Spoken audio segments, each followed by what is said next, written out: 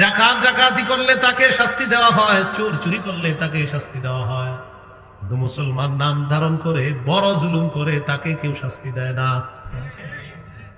ডাকাতরে ধরে ধরে সবাই পিটায়, ডাকাতের ধরে সবাই মারে না। তো ডাকাতের জুলুম বড় না মুশরিকেরটা বড় জুলুম? মুশরিক শিরিক করুক সমস্যা নেই, কিন্তু মুসলমান যদি নাম দেয় আব্দুর রহমান কিন্তু করে শিরিক, বড় জুলুম। কিন্তু এই বড় জুলুমটা যে করে এরা কেউ কিছু বলে, উল্টা কয় না না শ্রদ্ধা ভক্তি। সূরা নিসার 48 নম্বর আয়াতে আল্লাহ তাআলা বলেন, ইন্নাহু মান ইউশরিক বিল্লাহি ফাকাদ হারামাল্লাহু আলাইহিল জান্নাহ ওয়া মাওয়াহুন নার ওয়া মা লিয-যালিমিনা মিন আনসার। যারা আল্লাহর সাথে শিরিক করে আল্লাহ তাআলা বলেন ফাকাদ হারামাল্লাহু আলাইহিল জান্নাহ, আল্লাহ তার জন্য জান্নাত হারাম করে দেন, ওয়া মাওয়াহুন নার, তার ঠিকানা হলো জাহান্নাম। তার ঠিকানা কি? জাহান্নাম। সহিহ বুখারীর বর্ণনা 1237 নম্বর হাদিস।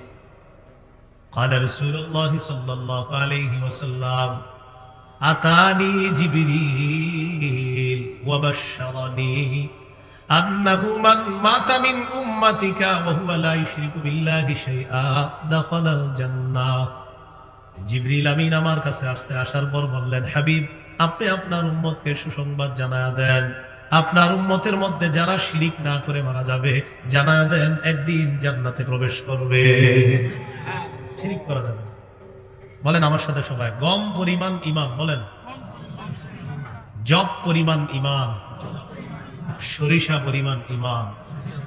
এবার বাংলাটা আরেকটু বাড়াবেন, বলেন গম পরিমাণ খাঁটি ঈমান, জব পরিমাণ খাঁটি ঈমান, সরিষা পরিমাণ খাঁটি ঈমান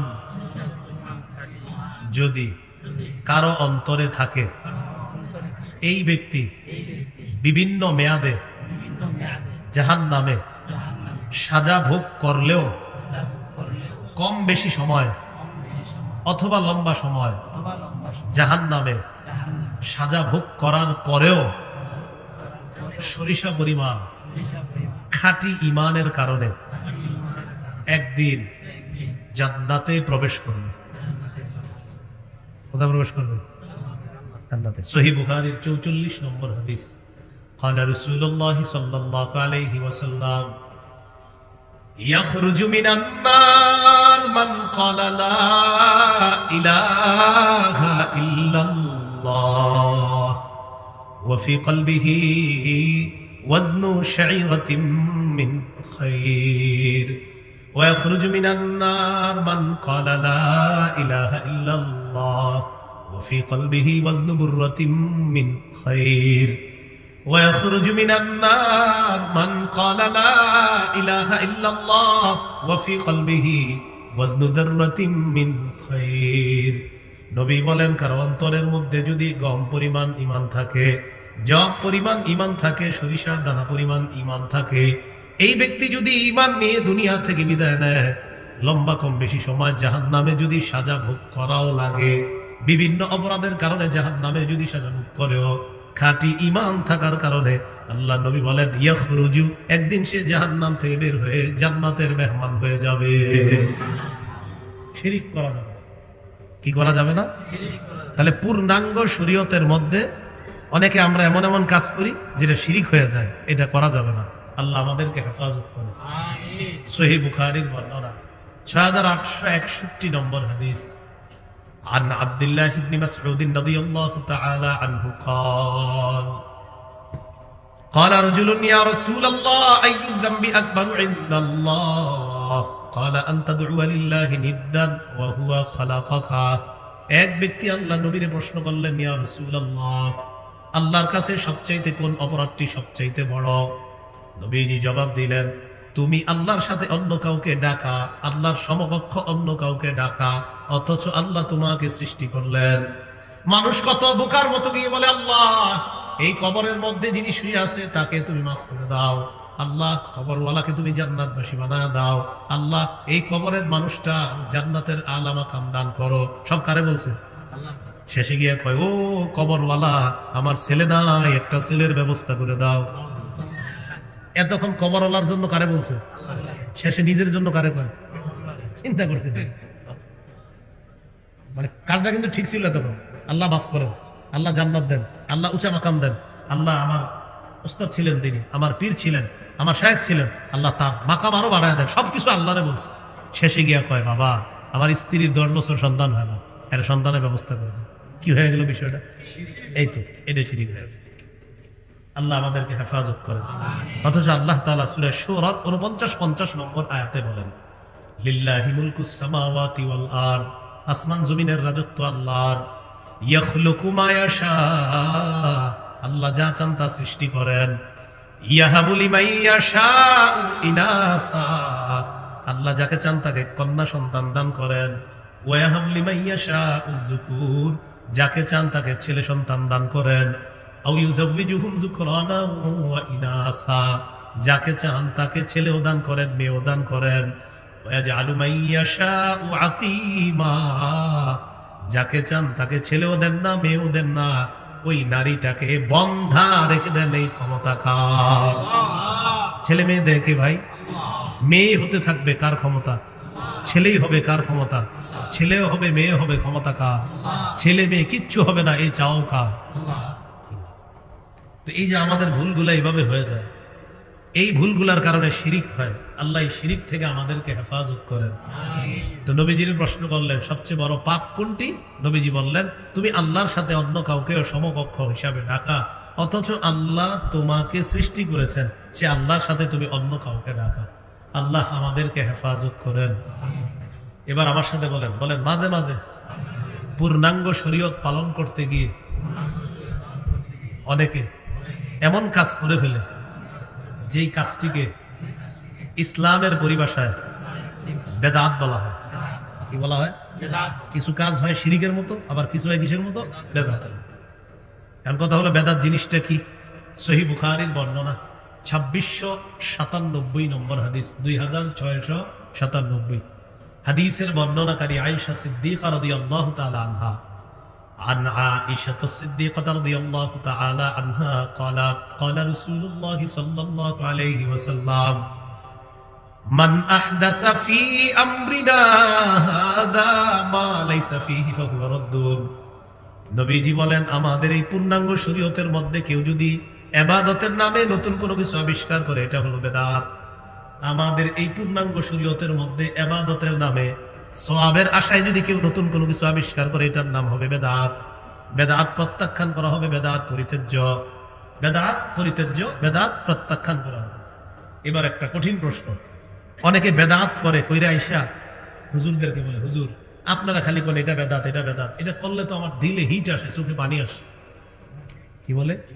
মানে ইমোশনাল হয়ে যায়, তখন চোখে কি আসে? পানি আসে। করে কি? বেদাত। ওই বেদাত করার পরে কি বলে? আমার চোখে কি আসে? এখন হুজুর কি করবে? আল্লাহ আপনি বেদাত করেন, আমার চোখে পানিও আসে। তো খতিব সাহেব বুদ্ধি করে কয়, আপনি মাশাআল্লাহ সুন্দর কথা বলছেন, বেদাত করলে আপনার চোখে পানি আসে, তো আমি কি বললে খুশি হবেন সেটা বলেন। তুমি বলতেছে বেদাত হইলে কি আর চোখে পানি আসতো? বুঝেন? খতিব সাহেব এবার বুদ্ধি করে কয়, অনেক মানুষ এসে কয় নাটক সিনেমা দেখলে এদেরও চোখে পানি আসে। নাটক সিনেমা দেখে অনেকে ইমোশনাল হয়ে যায়, চোখে কি আসে? জায়েজ আছে পানি? এমনি নাটক সিনেমা জায়েজ? তো বেটা তো কান্দে। একজনে নাটক সিনেমা দেখে কান্দেস, আইসা বলছে, ভাই আমার চোখের পানি আসে নাটক সিনেমা দেখে। তো চোখে তো পানি আসছে, তো এখন কি আপনি ফতোয়া দিয়ে দিবেন জায়েজ? বোঝা গেল নাটক সিনেমা দেখা চোখে পানি আসলো, ওই নাটক সিনেমা হারাম। বেদাত গিরি কইরা চোখে পানি আসলো, বেদাত হারাম। বেদাত কি? বেদাতের কোনো ঠিকানা এটা ইসলামের মধ্যে নাই। তাহলে এই জন্য এই জাতীয় প্রশ্ন আর ভবিষ্যতে কোনো আলেমরে বলবেন না যে হুজুর আপনারা কোন বেদাত, কিন্তু এটা করলে একটা দিলে হিট আসে, মায়া আসে, ইমোশনাল হয়ে চোখের পানি আসে। পাশে দিয়ে একজন এসে বলবে, ভাই আমি ওই সিনেমাটা দেখলো, আমার ইমোশনাল হয়ে একটা হিট এসে চোখে পানি এসে যায়, টেনশনে পড়ে যাবে বিষয়টা। এই জন্য সিনেমাও হারাম, নাটকও হারাম, বেদাতও হারাম। সিনেমা নাটকের স্থান যেমন ইসলামে নাই, বেদাতের স্থান ইসলামে। বুঝে শুনে ঠিক বলছেন তো? আল্লাহ বুঝার তৌফিক দান। ইমাম মালিক রাহমাতুল্লাহি আলাইহি বলেন, মান ইবতাদা ফিল ইসলামি বিদআতান ইয়ারাহা হাসানা ফাকাদ জাআমা আন্না মুহাম্মাদান ক্বাদ খানা আর-রিসালা। কেউ যদি ইসলামের মধ্যে বেদাত করার পর এটাকে উত্তম মনে করে, বেদাত করার পর এটাকে উত্তম মনে করে, ওই ব্যক্তি কেমন যেন বলতে চায় মুহাম্মদ সাল্লাল্লাহু আলাইহি ওয়াসাল্লাম তার দায়িত্ব পালনে ত্রুটি করে গেছে, এখন সে আসছে এটারে পূর্ণ করতে। নবীজি পূর্ণাঙ্গ শরীয়ত রেখে তো একজনে এসে বেদাত করে। ইমাম মালিক কয় তুমি বেদাত করো কেন? কয়টা আমার ভালো লাগে। কয় তুমি যে ভালো লাগে এই জন্য বেদাত করো। কেমন যেন তুমি বলতে চাও যে নবী তার শরীয়তকে পূর্ণাঙ্গ রেখে যেতে পারে নাই, তুমি আসছো এটারে পূর্ণ করতে। বলেন আমাদের নবীর শরীয়ত পূর্ণাঙ্গ না অপূর্ণাঙ্গ? আল্লাহ আমাদেরকে পূর্ণাঙ্গ শরীয়ত পূর্ণভাবে আমল করার তৌফিক দান করুন। বেদাতের ভয়াবহতা, বেদাতি ব্যক্তি বেদাত নামক গুনাহটা না ছাড়া পর্যন্ত তার তাওবা আল্লাহ কবুল করেন না। সুনানে দারিমি হাদিসের কিতাব 94 নম্বর হাদিস, قال رسول الله صلى الله عليه وسلم إن الله حجب التوبة عن كل صاحب بدعة حتى يدع بدعته। আল্লাহ নবী বলেন আল্লাহ তাআলা ততক্ষণ পর্যন্ত বেদাতির তওবা কবুল করেন না, ততক্ষণ পর্যন্ত বেদাতির তওবার দরজা আল্লাহ বন্ধ করে রাখেন যতক্ষণ পর্যন্ত বেদাতি ব্যক্তি তার বেদাত নামক কর্মকাণ্ড না ছাড়ে। বেদাতি ব্যক্তি যদি বলে আস্তাগফিরুল্লাহ আস্তাগফিরুল্লাহ, মাবুদ তওবা করলাম তওবা করলাম, নবীজি বলেন তুমি বেদাত না ছাড়া পর্যন্ত তোমার তওবার দরজাই তো বন্ধ, তওবা করলেও তো লাভ নাই, আগে বেদাত ছাড়ো তারপর তওবা করো। কি শিখলাম ভাই?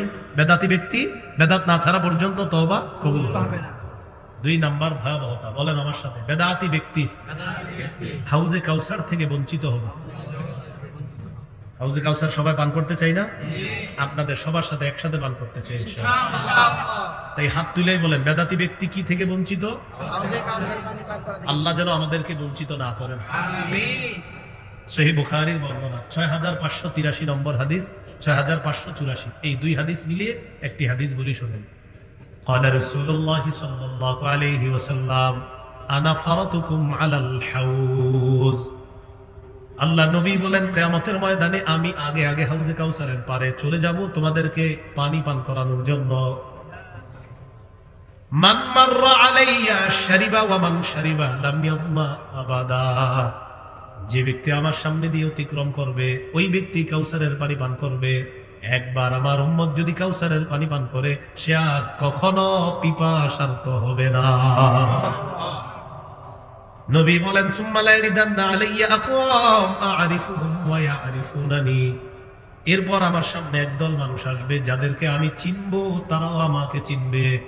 আমার উম্মত আমি চিনবো, তারাও আমাকে চিনবে, আমি তাদের নবী। তো নিয়ম অনুযায়ী উম্মতকে কাউসারের পানি পান করাবো। যেই মাত্র আমার সামনে আসবে পানি পান করাবো, ইউহালু বাইনি ওয়া বাইনাহুম, হঠাৎ দেখবো আমার মাঝে আর তাদের মাঝে মাঝখানে একটা প্রতিবন্ধকতা সৃষ্টি করা হয়েছে, একটা আড়াল দেওয়া হয়েছে।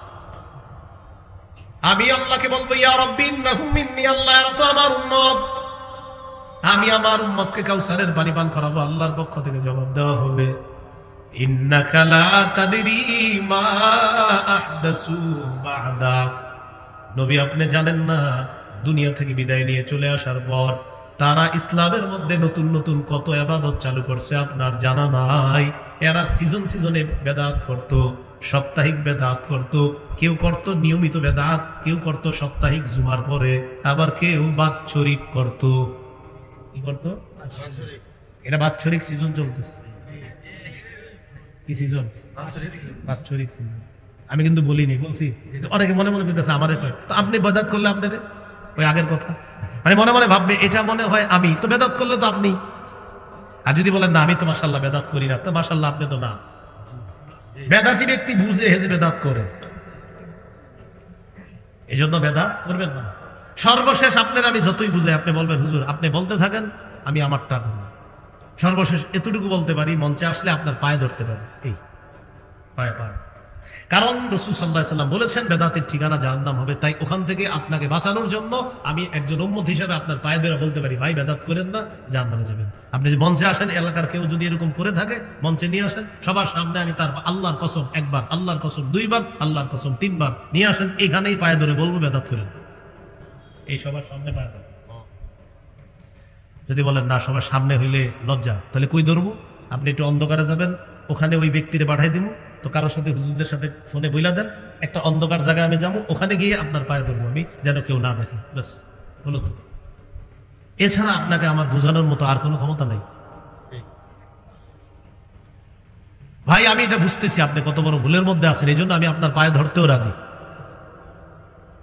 আল্লাহ আমাদেরকে বুঝার তৌফিক দান। আমিন আমিন। তো বলছিলাম বেদাতের 1 নাম্বার ক্ষতি, বেদাত না ছাড়লে তার তওবার দরজা বন্ধ। 2 নাম্বার ক্ষতি, হাউজে কাউসার থেকে বঞ্চিত। তো নবী পানি পান করাইতে চাবে, তো আল্লাহ তাআলা বলবে এরা হলো বেদাতি, পানি পান করাতে পারবেন না। যেই নবী এত মায়া করে উম্মতকে একটু আগে পানি পান করাইতে চাইলেন, ওই নবী কি বলবে দেখেন, সুহকান সুহকান লিমান গায়্যারা বা'দি, আমার পরে যারা বেদাত করছো যাও, দূর হোক দূর হোক, আমি তোমাদেরকে দেখতেও চাই না। আমাদেরকে কত মায়া করে নবীজি, সেই নবী যদি বলে ফেলে তোমারে দেখতেও চাই না, দূর হও আমার সামনে। বেদাতের 3 নাম্বার ক্ষতি, যে ব্যক্তি নিজে বেদাত করে অথবা কোনো বেদাতিকে আশ্রয় প্রশ্রয় দেয়, তার উপর আল্লাহর অভিশাপ, ফেরেশতাদের অভিশাপ, সকল মানুষের অভিশাপ। সহিহ বুখারীর 3172 নম্বর হাদিসের বর্ণনা, قال رسول الله صلى الله عليه وسلم من احدث حدثا او آوى محدثا فعليه لعنة الله والملائكة والناس اجمعين। যে ব্যক্তি নিজে বেদাত করে অথবা কোনো বেদাতিকে আশ্রয় দেয়, তার উপর আল্লাহর অভিশাপ, ফেরেশতাদের অভিশাপ, সকল মানুষের অভিশাপ। বলি নাউজুবিল্লাহ। নাউজুবিল্লাহ। কষ্ট হচ্ছে আপনাদের, বসে কিছু বলছিলেন পরে দেন আবার, না না তো এ করে দিন, ফ্যান দেন নাই, ওনাদের তো কষ্ট হইতে। সামনে থেকে শ্রোতাদের জন্য ফ্যানের ব্যবস্থা করবেন, হ্যাঁ ইনশাআল্লাহ। শ্রোতাদেরও তো কষ্ট, অনেকে ঘামায় যেতেছে এই গরমে, মাঝে মাঝে ওনাদের একটু ফ্যান দেন, তাহলে বিষয়টা ভালো লাগে। এদিকে আমার আরাম, আরো তো কষ্ট পাইতেছে। 3 নাম্বার ক্ষতি, যে বেদাত করে অথবা বেদাতিকে আশ্রয় প্রশ্রয় দেয়, তার উপর আল্লাহর অভিশাপ, ফেরেশতাদের অভিশাপ, সকল মানুষের অভিশাপ।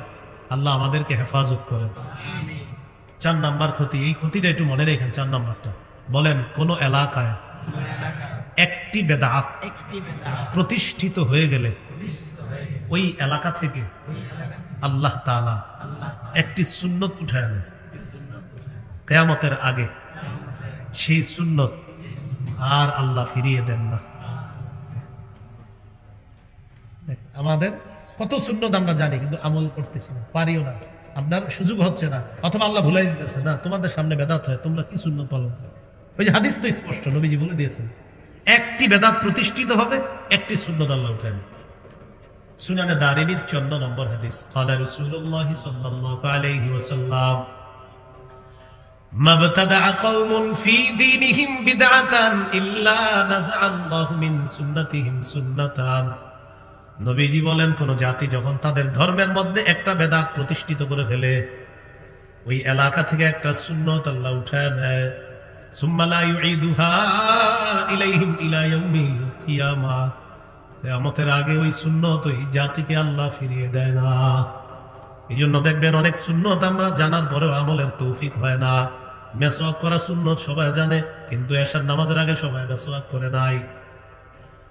খাওয়ার আগে বিসমিল্লাহ বলা সুন্নত, কেউ আজকে হয়তো 3 বার খেয়ে ফেলছেন অথবা 2 বার খেয়ে ফেলছেন। বিসমিল্লাহ বলা সুন্নত সবাই জানে, বাচ্চারাও জানে, কিন্তু অসংখ্য অগণিত মানুষ খাবার শুরুতে বিসমিল্লাহ বলে নাই। ঠিক না? সবাই জানে কিন্তু বিসমিল্লাহ বলা সুন্নত, এখানে একদম সবাই, একজনও বাকি নাই কেউ জানে না, যে সবাই একদম বাচ্চা নাবালেগ যে ও জানে খাবারের শুরুতে বিসমিল্লাহ বলা সুন্নত। ঘুমের সময় আমরা মায়ের কাছে সব ছোটবেলা শিখে ফেলছি, আল্লাহুম্মা বিসমিকা আমুতু ওয়া আহইয়া, কিন্তু তালাশ করেন গত রাত্রে ম্যাক্সিমাম লোক এটা পড়তে ভুলে গেছে। উঠার পরের সুন্নত আলহামদুলিল্লাহিল্লাযী আহইয়ানা বাদা মা আমাতানা ওয়া ইলাইহিন নুশুর। মক্তবে আমরা ছোটবেলায় শিখছি এবং আমরা এগুলা বলি একজনকে, ঘুমের সময় এই দোয়া পড়িতে হয়, উঠার পর এই দোয়া পড়িতে হয়, কিন্তু নিজেরা পড়ি না। বুঝাইতে চাইলাম প্রিয় ভাইয়ারা, এটা কষ্টের বিষয়। আমাদের সামনে বেদাত প্রতিষ্ঠিত হয়ে যায়, আল্লাহ তাআলা আমাদের উপর নিঃসন্দেহে রাগ করেন। এই জন্য দেখবেন সুন্নত হাজারো জানি আমরা, কিন্তু আমলের তৌফিক হচ্ছে না। মসজিদের দরজায় লেখা আছে ঢুকার সময় আল্লাহুম্মা ইফতাহ লি আবওয়াবা রাহমাতিক, কিন্তু এই লেখাটাও দেখবেন অনেকে পড়ার তৌফিক হচ্ছে না, ওই নিচে দিয়ে ঢুকে যাচ্ছে। এটা যদি পড়ে ফেলে আমল তো হয়ে গেল। বের হওয়ার সময় দরজায় লেখা আল্লাহুম্মা ইন্নী আসআলুকা মিন ফাদলিক, তৌফিক হচ্ছে না। ওযুখানার মধ্যে লেখা ওযুর শুরুতে পড়তে হয় বিসমিল্লাহ আলহামদুলিল্লাহ, এই লেখাটা অনেকের চোখে পড়ে না, কেন? তৌফিক হচ্ছে। বুঝাইতে চাইলাম বেদাত প্রতিষ্ঠিত হয়ে গেলে সুন্নত আল্লাহ উঠায় নেয়, অথবা অনেক সুন্নত আমাদের চোখের সামনে থাকে কিন্তু আমরা আমলের তৌফিক পাইতেছি না, আমল করার সুযোগ হচ্ছে না। আল্লাহ আমাদের সকলকে এই ভুলগুলা থেকে ফিরে আসার তৌফিক দান করুন। ইবনে মাজার বর্ণনা 2865 নম্বর হাদিস। قال رسول الله صلى الله عليه وسلم, আল্লাহ নবী বলেন, ইন্নাহু সালিমিনকুম মিন বাদি রিজাল ইউতফিউনা সুন্নাতা ওয়া ইউহদিসুনা বিদআ। নবীজি বলেন, আমার পর তোমাদের ধর্মীয় নেতা হবে এমন এমন মানুষ, তোমাদের সামনের এই চেয়ারগুলোতে এমন এমন মানুষ তোমরা বসায় দিবা, যে মানুষ হাজার হাজার মানুষের সামনে সুন্নত মিটায় দিবে, বেদাত প্রতিষ্ঠিত করবে, আর সামনের মানুষগুলা বলবে ঠিক ঠিক। কি বলবে? ঠিক ঠিক। মানে এখানে বসে এরকম হাজার হাজার মানুষের সামনে বলবে যে সুন্নত মিটায় দিবে, আর বেদাত প্রতিষ্ঠিত করে বলবে অমুকরা বলে এটা নাকি বেদাত। মানে বেদাতটা বইলা বলে অমুকরা বলে এটা নাকি বেদাত, বেদাতটা বইলা কি বলে অমুকরা বলে এটা নাকি কি। তখন কিভাবে দলিল গুলো দেয়? ভাই বলেন আপনার দাদা এটা করে নাই, বলেন তো আমাদের অমুক শাহ এটা করে নাই, অমুক এটা করে নাই, এগুলা দলিল দিচ্ছে। এগুলা কি দলিল? আমি আপনাদের সামনে এতক্ষণ কি এগুলা বলছি? নবী বলে দিয়েছেন তোমাদের ধর্মীয় নেতা এমন মানুষ হবে সরাসরি সুন্নত মিটায় দিবে, বেদাত জিন্দা করবে, বেদাত প্রতিষ্ঠিত করবে, এরকম তোমাদের ধর্মীয় নেতা হবে। এখন করণীয় কি এই জাতীয় মানুষ হইলে? আব্দুল্লাহ ইবনে মাসউদ রাদিয়াল্লাহু তাআলা আনহু বলেন, কাইফা বি ইন আদরাকতুহুম, হুজুর এই জাতীয় বেদাতি যদি পাই তাহলে কি করব? নবী জবাব দিয়ে দিলেন, লাইসা তাআতুন লিমান আসাল্লাহ, বেদাতি হলো আল্লাহর নাফরমান, আল্লাহর নাফরমানের কোনো আনুগত্য করা যাবে না, আল্লাহর নাফরমানের কোনো আনুগত্য করা যাবে না। এন আপনাদেরও একটা বদভ্যাস আছে, কিছু এলাকায় কিছু বেদাত আসলে, বেদাতি আসলে হেরে দেখতে কিছু ভালো মানুষও যায়। মনে করেন আসছে এমন একজন যে নাচবে, জানে যে নাচানাচি করবে, গাইবে, তো কি করে আমাদের মাদ্রাসা ছেলেগুলাও যায় দেখতে, হ্যাঁ অনেকে যায়।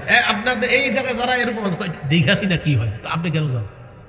এই দেখাসি না কি হয় করতে গিয়ে তো আপনি দল ভারী করলেন, দেখাসি না কি হয় করতে গিয়ে আপনি দল কি করলেন? ভারী করলেন। এখন আবার অনেকের মনে আসছে, কারে কইল কথাটা, যে নাচে তারে। মাহফিল কি নাচার জিনিস?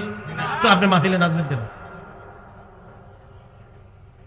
আল্লাহ আমাদেরকে হেফাজত করেন। এই গেল 4 নাম্বার ক্ষতি। 5 নাম্বার, বেদাতির ঠিকানা জাহান্নাম। বলেন বেদাতির ঠিকানা কি? আবু দাউদের 4607 নম্বর হাদিসের বর্ণনা। قال رسول الله صلى الله عليه وسلم, إياكم والمحدثات فإن كل محدثة بدعة وكل بدعة ضلالة وكل ضلالة في النار। আল্লাহ নবী বলেন, তোমরা বেদাত করা থেকে বাঁচো, ইবাদতের নামে নতুন নতুন বেদাত করা থেকে তোমরা বাঁচো। প্রত্যেক নতুন আবিষ্কার হলো বেদাত, প্রত্যেক বেদাত হলো পথভ্রষ্টতা। আমার উম্মত প্রত্যেক পথভ্রষ্টতার ঠিকানা হলো জাহান্নাম। এখন গুরুত্বপূর্ণ একটা আলোচনা করবো, এটার আগে আমার সাথে কিছুক্ষণ একটু পড়াশোনা করেন। বলেন, আমরা কোন আল্লাহর ওলির বিরোধী না, আমরা কোন ওলির কবরের বিরোধী না, তবে কোন ওলির কবরকে কেন্দ্র করে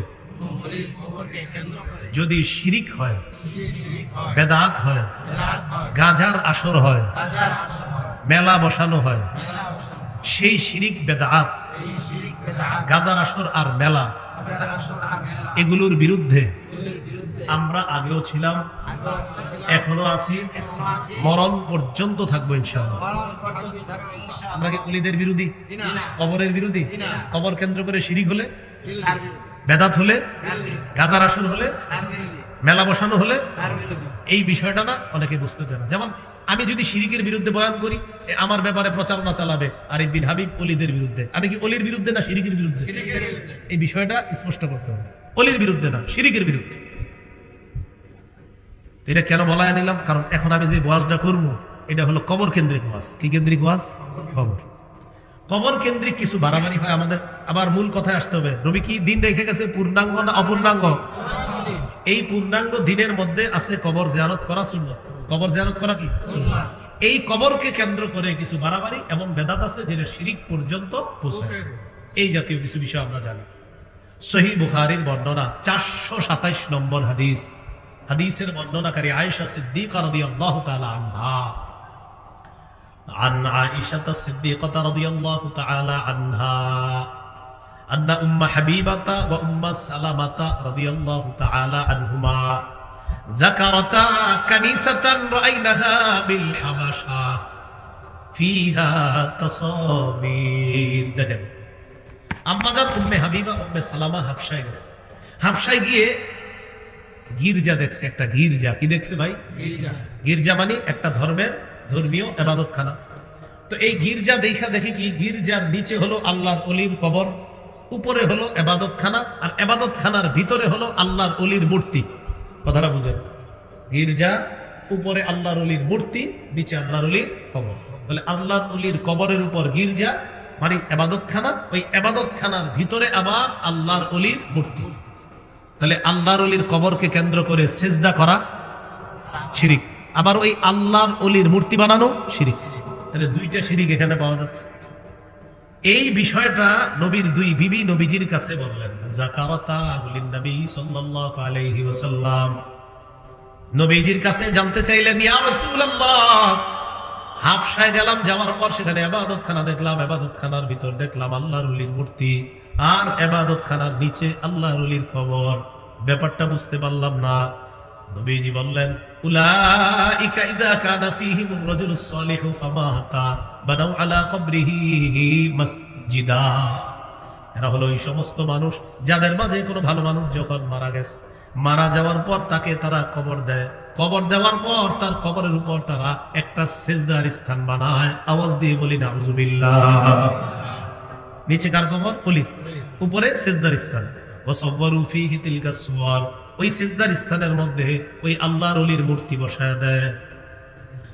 নবীজি বলেন উলাইকা শিরারুল খালকি ইনদাল্লাহি ইয়াউমাল কিয়ামা কিয়ামতের ময়দানে তারাই হলো আল্লাহর কাছে সবচেয়ে নিকৃষ্ট জাতি বলি নাউযুবিল্লাহ যে মূর্তি বানায় নিকৃষ্ট জাতি যারা সিজদার স্থান বানায় কবরের উপর এদেরকে কি বললেন নবী নিকৃষ্ট জাতি তাহলে মূর্তি এগুলা শিরিক এটা ইসলামের মধ্যে না হ্যাঁ অন্য ধর্মে যারা মূর্তি পূজা করে সেটা তাদের ধর্মীয় ব্যাপার তো মুসলমান তাদের ধর্মের মধ্যে মূর্তি রাখতে পারে না কারণ মূর্তি বানাতে পারে না কারণ মূর্তি বানাতে পারে না এই জন্য আল্লাহ তাআলা কি বিধান হুজুররা আন্দোলন করছিল একটার জন্য আল্লাহ তাআলা 90 ভাগ ব্যবস্থা করে আল্লাহু আকবার 90 ভাগ আল্লাহ তাআলা ব্যবস্থা করে দিয়েছে আর যেগুলো আছে ইনশাআল্লাহ এগুলো ওই নীতি নির্ধারক যারা তাদেরকে বুঝিয়ে শুনে বুঝাইতে হবে যে এই মুসলমানদের মূর্তি থাকা এটা বেবরকতির লক্ষণ এটা বরকত উঠে যাওয়ার লক্ষণ এই জন্য মুসলমান যারা আছি আমাদের মূর্তি থাকতে পারে না হ্যাঁ অন্য ধর্ম হিন্দু যারা আছে তাদের মূর্তিটা তাদের ধর্মীয় ব্যাপার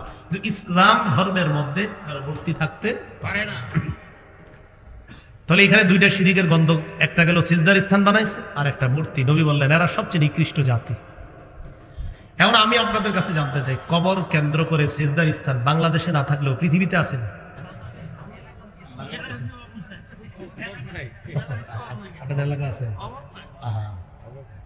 আমি জানি তো এখন শোনেন রাসূলুল্লাহ সাল্লাল্লাহু আলাইহি সাল্লাম বলেন এরা হলো সবচেয়ে নিকৃষ্ট জাতি ওনারা বলতেছে আপনাদের এলাকা না ওনারা বলছেন ওনাদের এলাকা না এবার দেখেন নবীজি কি বলে মুসনাদে আহমদের বর্ণনা قال رسول الله صلى الله عليه وسلم إن من شرار الناس من تدركهم الساعة وهم أحياء পৃথিবীর মধ্যে সবচেয়ে নিকৃষ্ট মানুষ দুই জাতি এক নাম্বার যারা জীবিত থাকতে তাদের কাছে কিয়ামত আসবে তারা সবচেয়ে নিকৃষ্ট যারা জীবিত আর কিয়ামতটা আসবে তারা সবচেয়ে নিকৃষ্ট দুই নাম্বার ওয়াল্লাযীনা ইয়াত্তাখিযুনাল কুবুরা মাসাজিদা যারা কবরকে সিজদার স্থান বানায় তারা হবে সবচেয়ে নিকৃষ্ট বলি নাউযুবিল্লাহ সবচেয়ে নিকৃষ্ট নবীজি ইন্তেকালের 5 দিন আগের একটা হাদিস শোনাই শোনামুনি ইন্তেকালের 5 দিন আগের হাদিসটার গুরুত্ব কম না অনেক বেশি সহিহ মুসলিমের বর্ণনা 1075 নম্বর হাদিস মাদ্রাসার পাঠ্যপুস্তক অনুসারে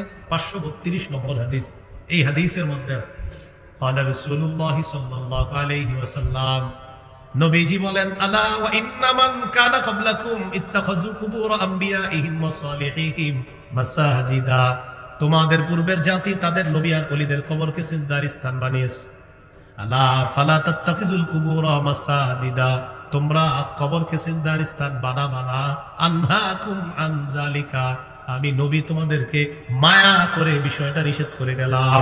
মায়া করে নবী আমাদেরকে নিষেধ করে যাচ্ছে ইন্তেকালের 5 দিন আগে, উম্মত কবরকে সিজদার স্থান বানাও না। অতীতের জাতি তাদের নবী ওলিদের কবরকে সিজদার স্থান বানিয়েছে, আমি নবী তোমাদেরকে বড় মায়া করি, এই কাজ তোমরা করো না, সিজদার স্থান বানাও না। কয়দিন আগে কথা বলছি ইন্তেকালের। এবার একটা হাদিস শোনাই, ইন্তেকালের দিনের হাদিস, যেদিন ইন্তেকাল করবে, তাহলে এটার গুরুত্ব আরো বেশি। সহিহ বুখারীর বর্ণনা 435 নম্বর হাদিস, লাম্মা নুজিলা বিরাসূলিল্লাহি সাল্লাল্লাহু আলাইহি ওয়াসাল্লাম, যেদিন নবীজি ইন্তেকাল করবে মুমূর্ষ অবস্থা, কানা ইয়াতরাহু খামিসাতান আলা ওয়াজহিহি, তাফিকা ইয়াতরাহু খামিসাতান আলা ওয়াজহিহি, নবী তার চেহারা মুবারকের উপর একটা কাপড় দিস, কাপড় এইভাবে একটা কাপড় দিস। যেদিন ইন্তেকাল করবে সেদিন তার চেহারা মুবারকের উপর একটা কাপড় দিস। ফাইদা তাম্মা, যখন নবীর প্রাণটা বের হবে হবে অবস্থা, কাশাফাহা আন ওয়াজহিহি, চেহারা থেকে কাপড়টা সরায় ফেলস। ইন্তেকাল করার দিন কাপড় দিস, যখন প্রাণটা বের হবে কাপড়টা সরিয়ে ফেল। কাপড় সরানোর পর বললেন, লানাতুল্লাহি আলাল ইয়াহুদি ওয়ান নাসারা ইত্তাখাযু কুবুর আমবিয়াইহিম মাসাজিদা ইউহাদ্দিরু মা সানাউ। নবীজি বললেন, ইহুদিদের উপর আল্লাহর অভিশাপ, খ্রিস্টানদের উপর আল্লাহর অভিশাপ, তারা তাদের নবীদের কবরগুলা সিজদার স্থান বানিয়েছে। সতর্ক করে দিচ্ছে, উম্মত আমার কবরকে সিজদার স্থান বানায়। তাহলে 5 দিন আগে নিষেধ করলেন, ইন্তেকালের দিনও নিষেধ করলেন, তাহলে বিষয়টার গুরুত্ব কম না অনেক বেশি? এই জন্য প্রিয় ভাইয়েরা, কবর কেন্দ্রিক সিজদা আল্লাহ রাসূল নিষেধ করছেন। সিজদা দিতে হয় শুধু কাকে? আল্লাহ কথাগুলা বুঝার তৌফিক দান করেন। এবার আমার সাথে বলেন, কবরকে কেন্দ্র করে মেলা বসানো নিষেধ। সবাই বলেন দলিল, বলেন দলিল। আবু দাউদের 2042 নম্বর হাদিস। কবর কেন্দ্র করে কি বলানো নিষেধ, কি বসানো নিষেধ? দলিল আবু দাউদের 2042 নম্বর। قال رسول الله صلى الله عليه وسلم لا تجعلوا بيوتكم قبورا ولا تجعلوا قبري عيدا। তোমরা তোমাদের ঘরগুলাকে কবর বানাও না। যেই ঘরের মধ্যে কোরআন তেলাওয়াত হবে না, যেই ঘরের মধ্যে জিকির হয় না, তাসবিহ হয় না, আল্লাহর নাম উচ্চারণ হয় না, ওই ঘরটা কবরের মতো হয়ে যায়। নবী বললেন, তোমরা তোমাদের ঘরগুলাকে কবর বানাও না। এরপর বললেন, ওয়ালা তাজআলু কবরি ঈদা, আমার কবরকে কেন্দ্র করে মেলা বসাবা না, উৎসব বসাবা না। আমার কবরকে কেন্দ্র করে মেলা বসাবা না, উৎসব করবা না। আমাকে যদি মোহাব্বত করতে চাও, সাল্লু আলাইয়া, বেশি বেশি আমার উপর দুরূদ পড়বা। ফাইন্না সালাতাকুম তাবলুগুনি হাইসু কুনতুম, তোমরা যখনই দুরূদ পড়ো, যেখানেই থাকো, তোমরা বিবারিয়া থাকো আর বাংলাদেশের যেখানে থাকো, সারা পৃথিবীর যেখানে থাকো, দুরূদ পড়া মাত্রই তাবলুগুনি, আমি নবীর কাছে পৌঁছে যায়। সাথে সাথে কার কাছে পৌঁছে যায়? পড়েন পড়েন, সাল্লাল্লাহু আলাইহি ওয়াসাল্লাম, সাল্লাল্লাহু আলাইহি ওয়াসাল্লাম, সাল্লাল্লাহু আলাইহি ওয়াসাল্লাম, সাল্লাল্লাহু আলাইহি ওয়াসাল্লাম। পড়েন আর দিলে দিলে স্মরণ করেন যে এই মুহূর্তেই এটা নবীর কাছে পৌঁছতেছে। সাল্লাল্লাহু আলাইহি ওয়াসাল্লাম, সাল্লাল্লাহু আলাইহি ওয়াসাল্লাম। যতবার পড়ছি আমরা, ঠিক ততবার সাথে সাথে নবীজির কাছে পৌঁছে গেছে। এরকম সুন্দর আমল থাইকা কেন বলেন বেদাত করবে, কেন শিরিক করবে? মানুষ জান্নাতে যাওয়ার রাস্তাকে কেন আপনার কঠিন বানায় ফেলবে? কত সুন্দর নবীজি দিক নির্দেশনা দিয়ে দিচ্ছে। টাকা পয়সা থাকলে হজ করবা, টাকা পয়সা থাকলে জাকাত দিবা। যদি টাকা পয়সা না থাকে তত হজও পারবা না, জাকাতও দিতে পারবা না। উম্মত শোনো, সল্লু খামসাকুম, 5 ওয়াক্ত নামাজ পড়বা ঠিক মতো। সুমু শাহরাকুম, রমজানের রোজা তো মাফ নাই, রোজাটা রাখবা। আর বাকি যে 2টা বললাম, নবীজি বলতেছে টাকা থাকলে হজে যাবা, টাকা থাকলে জাকাত দিবা, না থাকলে তো কিছু করার নাই। নামাজটা ঠিক মতো পড়ো, রোজাটা ঠিক মতো রাখো, হালাল খাদ্য খাও, মরো, জান্নাতে প্রবেশ করো। না আপনি এটারে কঠিন বানাইতে হবে, এইভাবে না সেভাবে, অমুক ভাবে তমুক ভাবে। কি হয়েছে? হুজুর আমার আমল হলো পানিতে আধা ঘন্টা দাঁড়ায় থাকতে হবে, মানে এরকম একটা কথার কথা। কি আপনার আমল কি? আমার আমল দিছে পানিতে আধা ঘন্টা খাড়ায় থাকতে হবে, মানে উদ্ভট যত কাজ কাম। তো বলছিলাম সহজ বিষয়গুলা কঠিন বানাবো না। এবার আমার সাথে বলেন, কবরের উপর বসা যাবে না, কবর সামনে রেখে নামাজ পড়া যাবে না। আবু দাউদের বর্ণনা 3229 নম্বর হাদিস। قال رسول الله صلى الله عليه وسلم لا تجلسوا على القبور ولا تصلوا إليها। নবীজি সাল্লাল্লাহু আলাইহি ওয়াসাল্লাম বলেন, তোমরা কবরের উপর বসবা না, কবর সামনে রেখে তোমরা নামাজ পড়বা না। মসজিদের মাঝখানে মনে করেন কবর, কবরের ওই সামনে হলো কয়েক কাতার, পিছনে কয়েক কাতার, এইভাবে মাঝখানে আপনি কোনো কবর রাইখা নামাজ পড়া এটা ঠিক না, এটা অন্যায়। বলতে চাইলাম কোন ধরনের বেদাত আমরা করব না, কোন ধরনের শিরকি কর্মকাণ্ডে আমরা লিপ্ত হব না। বলেন ইনশাআল্লাহ। রাজি আছি তো সবাই ইনশাআল্লাহ? তা নবীজি আমাদের কাছে শরীয়ত রেখে গেছে পূর্ণাঙ্গ না অপূর্ণাঙ্গ? পূর্ণাঙ্গ শরীয়তের মধ্যে কিছু কাজ শিরিক হয়ে যায়, কিছু কাজ বেদাত হয়ে যায়, এগুলো আমরা করব না। ঠিক আছে তো ইনশাআল্লাহ? পবিত্র কোরআনের সূরাতুল হাশরের 7 নম্বর আয়াতে কারিমার অংশ বিশেষ তেলাওয়াত করলাম। আয়াতে আল্লাহ তাআলা বলেন, ওয়ামা আতাকুমুর রাসূলু ফাখুযুহু ওয়ামা নাহাকুম আনহু ফান্তাহু। রাসূলুল্লাহ সাল্লাল্লাহু আলাইহি সাল্লাম তোমাদেরকে যা দেন তা গ্রহণ করো, যা থেকে নিষেধ করেন তা থেকে বিরত থাকো। ওয়াত্তাকুল্লাহ, তোমরা আল্লাহ তাআলাকে ভয় করো। ইন্নাল্লাহা শাদীদুল ইকাব, নিশ্চয় আল্লাহ তাআলা কঠিন শাস্তি দাতা। হাদিসের মধ্যে রাসূলুল্লাহ সাল্লাল্লাহু আলাইহি সাল্লাম বলেন, মা তারাকতু শাইআন মিম্মা আমারাকুমুল্লাহ ইল্লা ওয়াকাদ আমারতুকুম বিহি।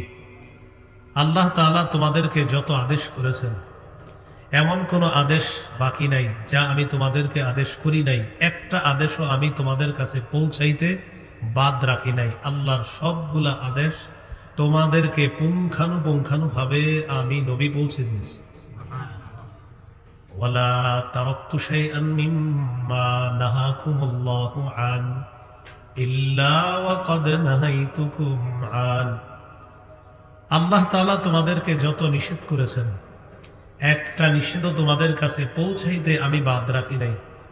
আল্লাহর সমস্ত নিষেধাজ্ঞাগুলো আমি নবী তোমাদের কাছে যথাযথভাবে পৌঁছে দিয়েছি। তাহলে আদেশ নিষেধ সব পৌঁছে দিয়েছে। এই সবগুলা মিলিয়ে আল্লাহ তাআলা আমাদের নবীকে একটা শরীয়ত দিয়েছেন আমাদের জন্য। এটার নাম হলো পূর্ণাঙ্গ শরীয়ত। বলেন তো কি শরীয়ত? সূরাতুল মাইদার 3 নম্বর আয়াতে আল্লাহ তাআলা বলেন, আল-ইয়াওমা আকমালতু লাকুম দীনাকুম, আজ আমি তোমাদের জন্য তোমাদের দিন পূর্ণাঙ্গ করে দিলাম। তাহলে নবী আমাদের কাছে যে দিন রেখে গিয়েছেন এটা কি? সবাই বলেন এটা কি দিন? পূর্ণাঙ্গ। এখন এই পূর্ণাঙ্গ দিনের উপর চলার জন্য সবাই চেষ্টা করতে রাজি আছেন ইনশাআল্লাহ? কি দিন? পূর্ণাঙ্গ দিন। পূর্ণাঙ্গ দিনে চলবো কিভাবে? নবীর অনুসরণ করতে হবে, নবীর নাফরমানি করা যাবে না। সহিহ বুখারীর বর্ণনা ৭২৮০ নম্বর হাদিস, قال رسول الله صلى الله عليه وسلم كل أمتي يدخلون الجنة إلا من أبى। রাসূলুল্লাহ সাল্লাল্লাহু আলাইহি সাল্লাম বলেন, আমার উম্মতের সবাই জান্নাতে যাবে, শুধু তারা যাবে না যারা অস্বীকার করে। সাহাবীগণ প্রশ্ন করলেন, মাইয়া আবা ইয়া রাসূলুল্লাহ, হুজুর অস্বীকার কারা করে? فقال رسول الله صلى الله عليه وسلم من أطاعني دخل الجنة ومن عصاني فقد أبى। যে আমার অনুসরণ করলো সে জান্নাতে প্রবেশ করলো, যে আমার নাফরমানি করলো সে অস্বীকার করলো, অস্বীকারীর ঠিকানা জাহান্নাম। সহিহ বুখারীর ৭২৮১ নম্বর হাদিসের বর্ণনা, عن جابر بن عبد الله رضي الله تعالى عنهما قال جاءت ملائكة إلى النبي صلى الله عليه وسلم। জাবের রাদিয়াল্লাহু তাআলা আনহুর বর্ণনা, একদল ফেরেশতা রাসূলুল্লাহ সাল্লাল্লাহু আলাইহি সাল্লামের কাছে আসলেন। যেই ফেরেশতারা নবীজি সাল্লাল্লাহু আলাইহি সাল্লামের কাছে আসলেন ওই সময় নবীজি সাল্লাল্লাহু আলাইহি সাল্লাম ঘুমিয়েছিলেন। তো ঘুমের অবস্থায় ফেরেশতারা নবীর চারপাশে। ফাকালা বা'দুহুম ইন্নাহু নাঈম, এক ফেরেশতা বললেন তিনি তো ঘুমায়। ওয়াকালা বা'দুহুম ইন্নাল আইনা নাঈমা ওয়াল কলবা ইয়াকযান, আরেক ফেরেশতা বললেন তার চোখ ঘুমায় কিন্তু অন্তর জাগ্রত, অন্তর ঘুমায় না। চোখ ঘুমায়, অন্তর ঘুমায় না। এই কথা বলার পর নবীজি সাল্লাল্লাহু আলাইহি সাল্লামের সামনে ওই ফেরেশতাদের মধ্যে একজন বললেন, ইদরিবু লিসাহিবিকুম হাযা মাসালা, তোমরা তোমাদের এই সাথীর একটা বর্ণনা দাও। কোন সাথী? মুহাম্মদ সাল্লাল্লাহু আলাইহি সাল্লাম।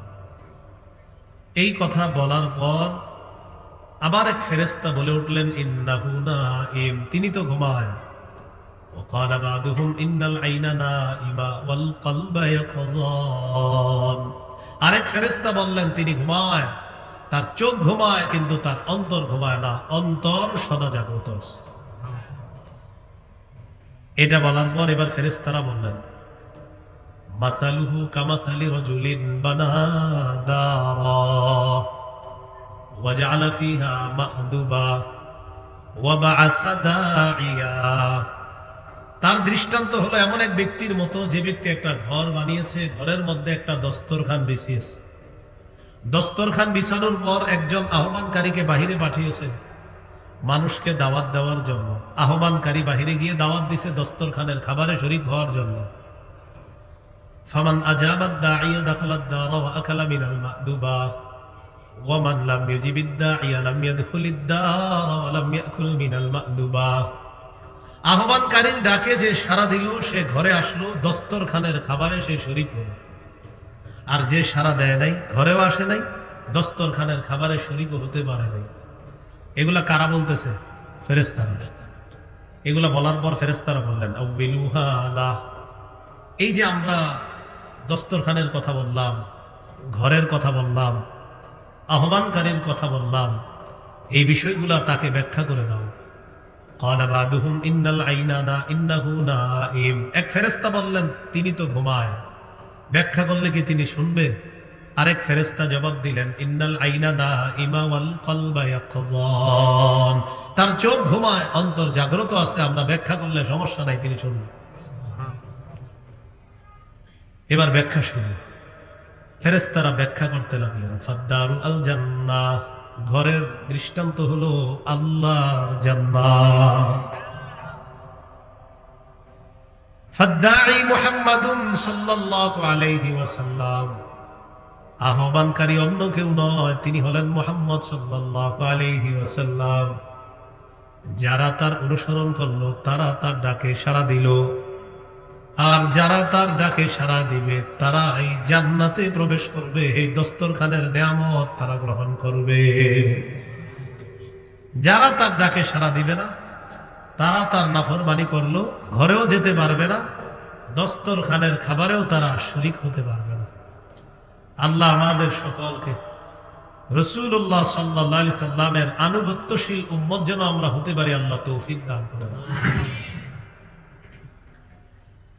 রাসূলুল্লাহ সাল্লাল্লাহু আলাইহি সাল্লাম আরেকটা দৃষ্টান্ত দিচ্ছেন নিজেই। সহিহ বুখারী ৭২৮৩ নম্বর হাদিস, নবীজি বলেন, আমার দৃষ্টান্ত আর আমাকে আল্লাহ তাআলা যে হেদায়েত দিয়ে পাঠিয়েছেন এটার দৃষ্টান্ত হলো এমন এক ব্যক্তির মতো যে ব্যক্তি তার এলাকায় যায়, যাওয়ার পরে ওই এলাকায় গিয়ে বলে, ইন্নামা আনান নাযীরুল উরয়ান, আমি তোমাদের কাছে স্পষ্ট একজন সতর্ককারী, আমি তোমাদেরকে সতর্ক করতেছি। ইন্নী রাআইতুল জাইশা বিআইনাইয়া, আমি অমুক জায়গায় সশস্ত্র বাহিনী দেখে আসলাম। ফান্নাজা, তাড়াতাড়ি সবাই নিরাপদ জায়গায় চলে যাও, অন্যথায় তোমাদের উপর যে কোনো সময় তারা অতর্কিত হামলা চালাবে।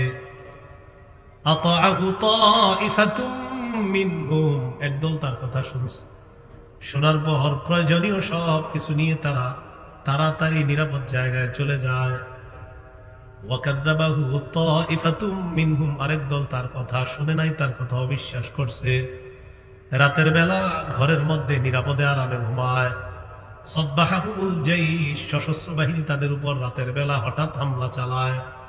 হামলা চালানোর পর মানুষগুলা মারা যায়।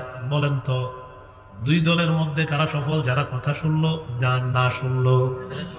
যারা শুনছে তারা নিরাপদ, সঠিক জায়গায় চলে গেছে। এগুলা ফেরেশতারা বলতেছে। তার দৃষ্টান্ত হলো এমন, যারা তার কথা মানবে ওই মানুষগুলা নিরাপদ ঠিকানা আল্লাহর জান্নাতের মেহমান হয়ে যাবে। আর যারা তার কথা মানবে না, মুহাম্মদ সাল্লাল্লাহু আলাইহি সাল্লামের কথা মানবে না যারা, তাদের ঠিকানা হবে জাহান্নাম। আল্লাহ আমাদের সকলকে নবীজির যেন পূর্ণ আনুগত্য আমরা করতে পারি, আল্লাহ তৌফিক দান করেন। রাসূলুল্লাহ সাল্লাল্লাহু আলাইহি সাল্লাম আমাদের কাছে পূর্ণাঙ্গ দিন রেখে গেলেন। এই দিন পালন করতে গিয়ে আমাদের কিছু ভুল ভ্রান্তির কারণে কিছু ভুল হয়ে যায় শিরিক, আর কিছু ভুল হয় বেদাত। বলেন তো কি বললাম? কিছু ভুলের নাম হয় কি শিরিক, কিছু ভুলের নাম হয় কি বেদাত। আমি কিন্তু ওয়াজ শুরু করি নাই শিরিক বেদাত, খালি বলছি কিছু ভুলের নাম শিরিক, কিছু ভুলের নাম কি বেদাত। অনেকে এই মুহূর্তে মনে মনে বলতেছে, মনে হয় আমারে কয়। কি কয়? মনে হয় আপনি বেদাতগিরি করলে তো আপনি কি, তার মানে এটা বুঝছেন যে বেদাত খারাপ। শিরিক যে খারাপ এটা বুঝেও শিরিক করে, আবার কয় যে এটা মনে আমারে কইতেছে। তো আপনি শিরিক করলে তো এটা আপনারই বলা হচ্ছে। শিরিক যে খারাপ কাজ যে করে এটা ও বুঝে যে না, এর কামটা ঠিক না, তো কেন করেন? করে একটু লাফালাফি ভালো লাগে। এই পরনে কাপড় নাই, তার নাম আপনারা দিয়ে দেন পীর। কথার কথা। ছোটবেলায় বাচ্চাদের পরনে কাপড় না থাকলে ওরে কি বলা হয়? এখন আপনি কোনো পীরের নাম রাখলেন ল্যাংটা। আমি কিন্তু আপনাকে বলছি না যে আপনি কোনো খারাপ পীর বা ভালো পীর, না, শুধু বললাম যে একজন পীর সাহেবের নাম ল্যাংটা কেমন হয়। উনি তো আপনাকে সঠিক কথা শিখাবেন, উনি তো আপনাকে ভালো কথা শিখাবেন। তো যার নামটাই দিলেন কি, তো উনি আপনাকে কি শিখাবেন? এই জন্য আমি আর কি বললাম কথাটা, যে এটা তো সৌন্দর্যতা আছে। পীর সাহেব একটা সম্মানের, একটা ভদ্রতার জায়গা, একটা সম্মানের জায়গা, একটা মর্যাদা। পীর মানেই শুনলেই অন্তরের মধ্যে একটা এরকম কাজ করে, একটা ভালো মানুষের ছবি ফুটে ওঠে। হাফিজজি হুজুরের নামটা শুনলে আপনাদের এলাকার এই মুহূর্তে সবার ভিতরে একটা ভদ্রতা, শ্রদ্ধার বিষয় ফুটে ওঠে, যে হাফিজজি হুজুর মানে একটা সম্মানিত ব্যক্তি। তো বুঝাইতে চাইলাম, একজন পীর, একজন আল্লাহর ওলি, তার কথা শুনলে, তাকে পড়লে, তাকে দেখলে, তার ব্যাপারে কিছু লেখাপড়া যদি আমরা পড়ি পাতায় পাতায়, দিলের মধ্যে তার ব্যাপারে আলাদা একটা শ্রদ্ধা কাজ করে, একটা ভক্তি, একটা ভালোবাসা কাজ করে। এই মানুষগুলা হলো খাঁটি পীর, আল্লাহওয়ালা। কিন্তু আপনি শুরুতে একজনে বললেন, হুজুর আমার পীর সাহেব কিন্তু ল্যাংটা থাকে, এটা আপনি কেমন কথা বললেন? এটা আপনি একটু না শরীয়তে না জিজ্ঞাসা, আগে আকল নিয়ে জিজ্ঞাসা করেন। শরীয়ত তো হারাম বলবেই, এবার আপনার কি মাথায় কি কিছু নাই, এটারই জিজ্ঞাসা করেন। শরীয়ত বলবে হারাম, কিন্তু একটু মাথায় তো আপনি জিজ্ঞাসা করবেন যে প্রিয় আকল তুমি কি বলো। আপনি নিজেরে বলবেন, প্রিয় আকল তুমি কি বলো। তো বলছিলাম, পূর্ণাঙ্গ শরীয়ত পালন করতে গিয়ে আমাদের কিছু কর্ম, যে কর্মগুলা শিরিক পর্যন্ত পৌঁছে, আর কিছু কর্ম এটা বেদাত পর্যন্ত চলে যায়। শিরিক বড় জুলুম। বলেন শিরিক কি জুলুম?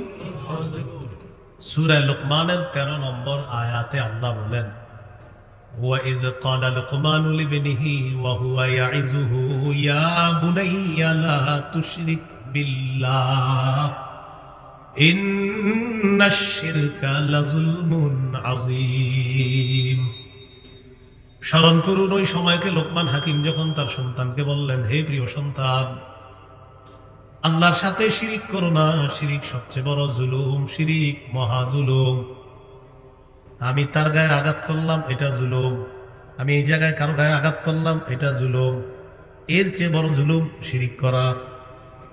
আমি কারো টাকা পয়সা আত্মসাৎ করলাম, এটা জুলুম। ডাকাতি করলাম, এটা জুলুম। অন্যায় করলাম, এটা জুলুম। আল্লাহ আমাদের সকলকে যে কথাগুলা শুনলাম বললাম আমল করার তৌফিক দান করেন।